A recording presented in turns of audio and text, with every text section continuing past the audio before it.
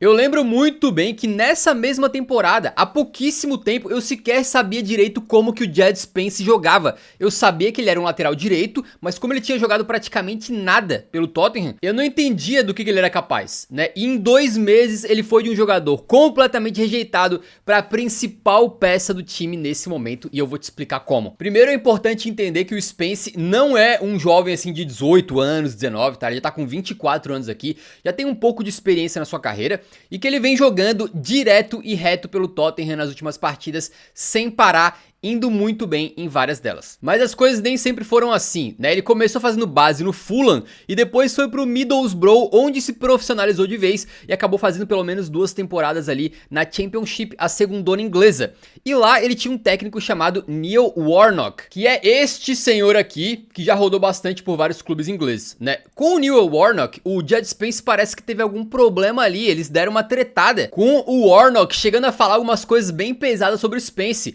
Ele basicamente chamou o Spence de burro, em outras palavras, né? Ele disse assim: não tem muitos jogadores que é impossível saber onde é que eles vão estar daqui 5 anos. Ele pode estar jogando num clube top na Premier League ou ele pode estar na 5ª divisão. Vai depender daquilo que ele tem entre as orelhas, ou seja, vai depender do cérebro, né, da cabeça do cara. Por causa dessa treta, o Jed Spence saiu do Middlesbrough e foi para o Nottingham Forest. E lá ele acabou fazendo parte de um elenco do Nottingham Forest que conseguiu acesso para a Premier League depois de 23 anos através dos playoffs.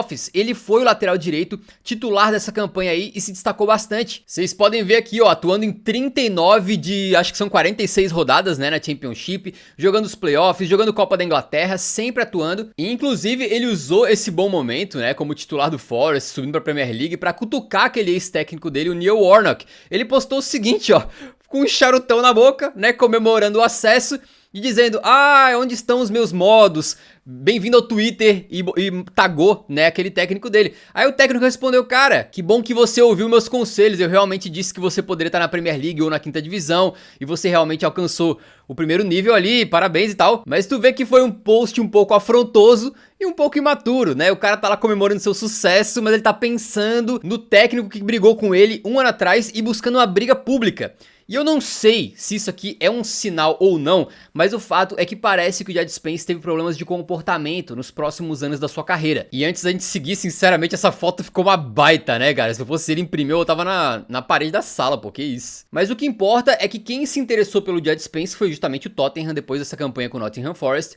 E a gente sabe que assim, cara, os departamentos dentro de um clube, eles não costumam trabalhar sempre separados. Então, se tem um técnico já bem definido, esse técnico tem a palavra para aprovar ou desaprovar uma contratação.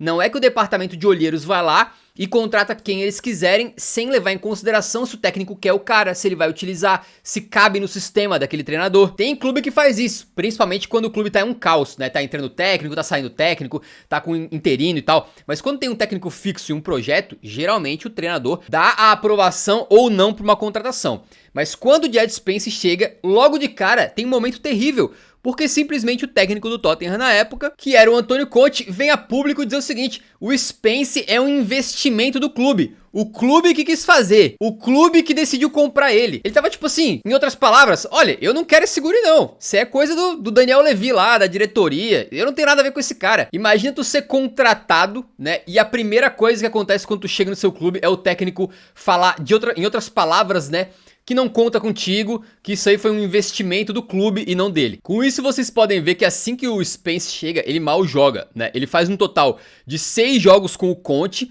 mas são uns poucos minutos em cada um, somando menos de 45 minutos em 6 meses no Tottenham. E ele falou um pouco sobre esse período, como foi difícil, né? Ele disse que não tava se divertindo, não tava feliz, e que quando um jogador não tá jogando, aí tu perde ritmo de jogo, e aí sem ritmo de jogo tu não consegue recuperar o teu espaço no elenco e acaba virando um ciclo vicioso que só te leva pra baixo, né? E ele também disse que não teve um relacionamento com o Conte, que o Conte era um técnico muito frio, que não tinha esse relacionamento humano com os jogadores. Era um técnico pragmático na forma de trabalhar, no sentido de: tu é um atleta, funcionário do clube, tu vem, treina, e é isso aí, e ninguém tem que ficar dando bom dia pra ninguém, sacou assim? E é aí que o Jed Spence é emprestado pro Rennes, da França.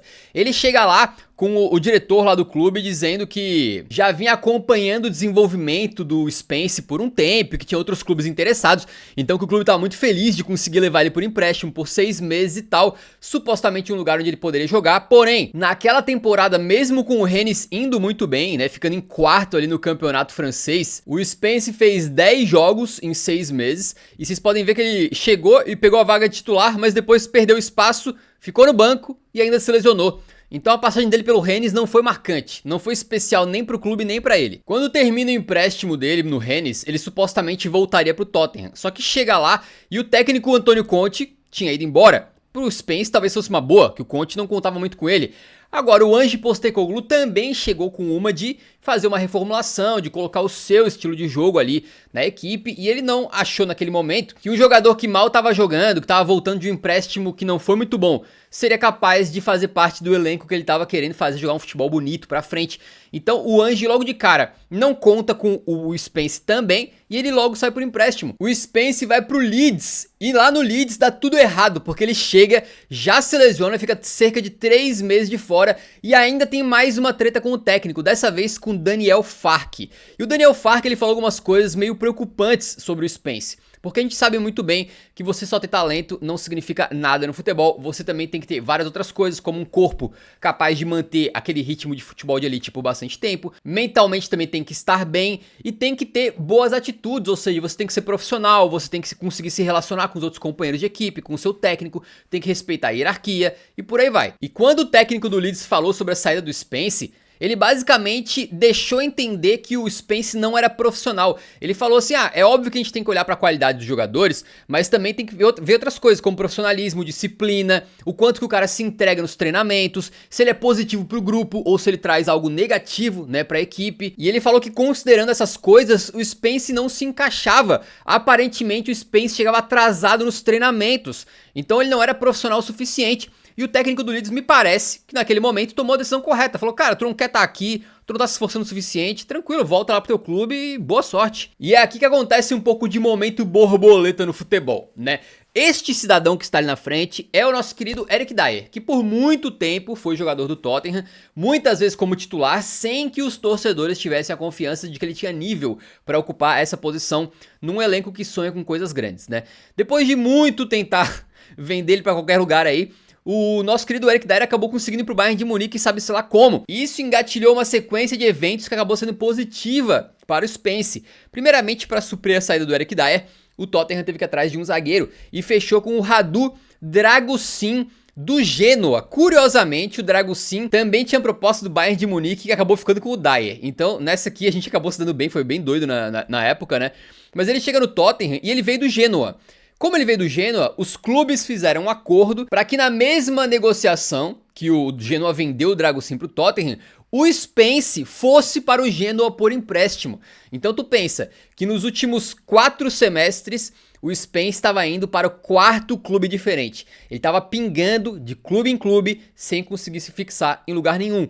Mas no Genoa, apesar de ele não ter sido brilhante, parece que as coisas funcionaram pra ele. O clube italiano é mais um que aparentemente estava já interessado no Spence, mas que ele era muito caro antes e que agora estava muito feliz de contratar o cara por empréstimo, que ele poderia ser uma contratação importante para o futuro. Olha só, o Genoa pensando de repente ficar com ele, né? E no Genoa foi o melhor semestre dele em 2 anos, onde ele conseguiu participar de praticamente todos os jogos da equipe, seja entrando no segundo tempo, seja como titular, e alguns jogos especificamente dando muita moral pra ele. Ele foi titular no jogo contra a Juventus, em que o Genoa segurou um 0-0, e também foi titular no jogo contra o Milan, onde o Genoa empatou em 3-3. E segundo esse maravilhoso artigo do The Athletic aqui, que foi a minha inspiração para estar fazendo esse vídeo, tá?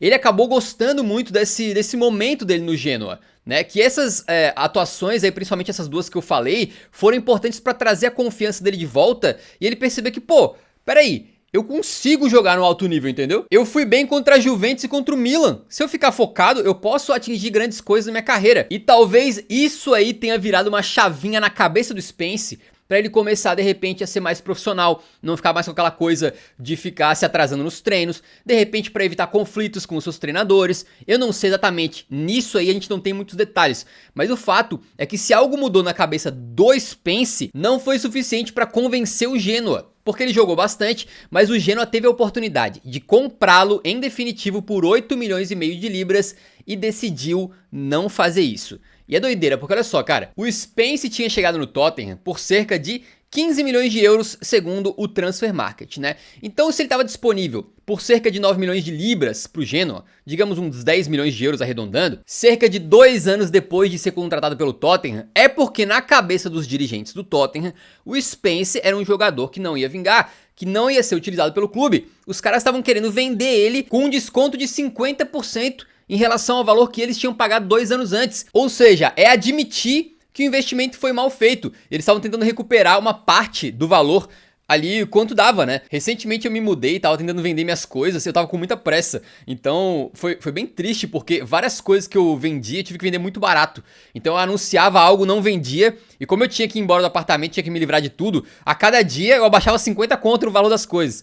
Então, pô, teve alguns itens assim que eu vendi por valores inacreditavelmente baixos. Porque pra mim era melhor vender por muito barato e recuperar um pouquinho daquela grana do que não vender. Então o Tottenham tava mais ou menos nessa. Pô, vamos tentar tirar o que der, né? Mas o Genoa não quis. Quando vem a nova temporada, 2024-25, é curioso que mesmo o Jed Spence não jogando nada ali com o nosso querido Ange Postecoglou, quando chega o momento de fazer a pré-temporada, alguns jogadores do Tottenham que são considerados dispensáveis, como o Reguilon e o Bryan Gil, são deixados fora do tour que eles fizeram pra Ásia, pra fazer a amistosa de pré-temporada, aquelas coisas. Mas o Spence não, o Spence foi, e ele foi muito elogiado pelo Postecoglou. O Postecoglou falou a mesma coisa que aquele técnico do Spence lá no Middlesbrough tinha falado, que muitas vezes o futuro do jogador tá na mão dele mesmo. E o Postecoglou confirmou que ele pensava o mesmo. O Jed Spence é isso aí. Ele é um ótimo jogador, mas se ele vai continuar com a gente, se ele vai dar certo, meio que tá nas mãos dele. Foi isso que ele quis dizer aqui. E o Postecoglou elogiou muito que na pré-temporada ele estava determinado a continuar no Tottenham e permanecer no clube e ser uma parte do elenco.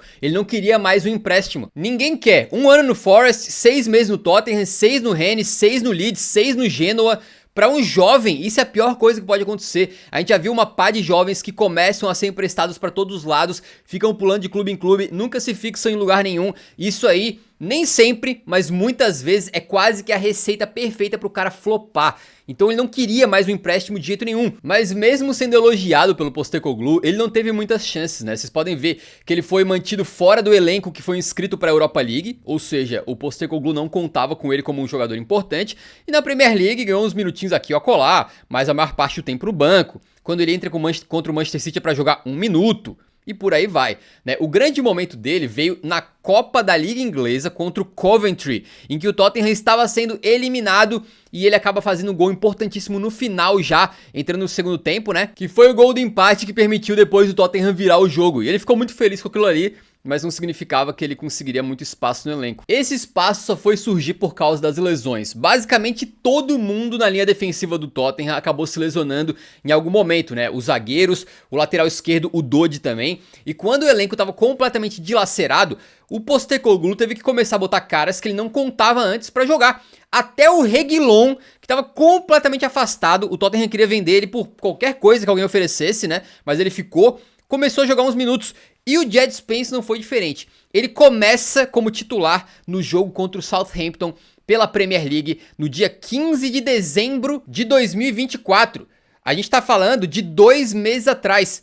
Antes disso, ele mal jogava. Ele era um cara esquecido, escondido no elenco, descartável. Mas a partir desse jogo as coisas mudaram. Primeiramente, ele dá uma assistência para um gol nessa partida, né? Só que é muito, muito curioso se tu for olhar que ele, de quando ele chega no Tottenham até esse primeiro jogo que ele começa como titular, foram 881 dias, 2 temporadas e meia para ele conseguir ganhar a primeira chance entre os 11 da equipe. Olha que doideira. E a partir dali ele continua jogando, sendo muito elogiado quando o Tottenham consegue aquela vitória miraculosa sobre o Liverpool na Copa da Liga Inglesa por 1-0, e ele foi um dos responsáveis pelo Salah não conseguir ter feito o gol e ter sido considerado ali um jogador que ficou mais quieto, ficou mais desaparecido durante a partida. Não foi o melhor dos jogos do Salah. E o Spence também começou a mostrar uma quantidade de confiança muito grande, ainda ainda mais pra um cara que vinha jogando tão pouco quanto ele e vinha passando por esses empréstimos, né? Ele falou que eu aposto em mim mesmo contra qualquer ponta, seja o Salah ou qualquer um. Tem jogador que fala isso da boca pra fora, mas aparentemente o Spence de verdade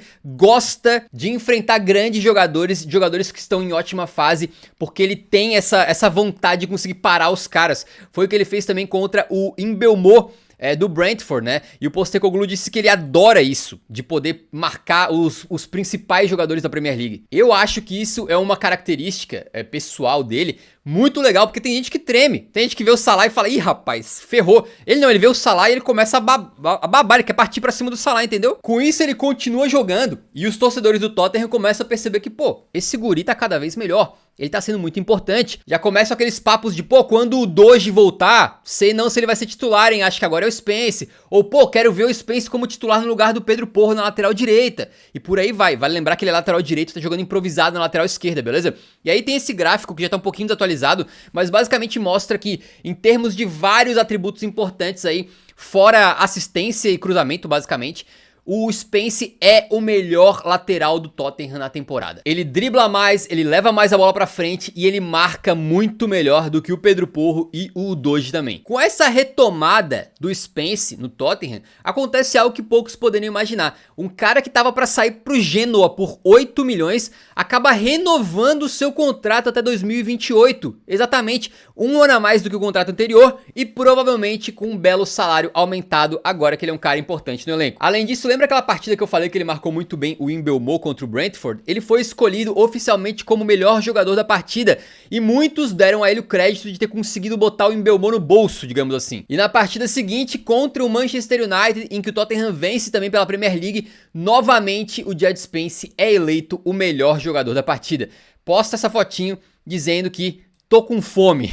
Esse aqui é o gráfico de valor de mercado dele segundo o Transfermarkt, e vocês podem ver que ele estava numa descendente na carreira, mas é porque não é atualizado já desde dezembro, né? Justamente no dia praticamente em que ele começou a jogar como titular do Tottenham. Certamente na próxima vez que for atualizado, ele já vai pular para valor aqui de pelo menos o que era antes, uns 13 milhões ou 15, 20, vai saber, porque esse cara tá cada vez mais importante na equipe. Se antes o papo era emprestar ele para outros clubes e vender pro Genoa por 8 milhões, agora o que tem se falado é sobre uma convocação para a seleção inglesa. O Jed Spence falou que isso é um objetivo de carreira dele e vários dos comentaristas lá na Inglaterra têm comentado sobre isso, inclusive o Gary Lineker, que foi um grande atacante inglês, que disse que, pô, de repente a Inglaterra tem 3 opções para lateral esquerda: o Lewis Skelly do Arsenal, o Lewis Hall do Newcastle e o Jed Spence do Tottenham. Se tu for olhar as estatísticas do Spence, ele tem 1 gol e 1 assistência na temporada apenas. Tu pode pensar que não é grande coisa, e de fato talvez ele não é o lateral que vai chegar mais na área pra finalizar,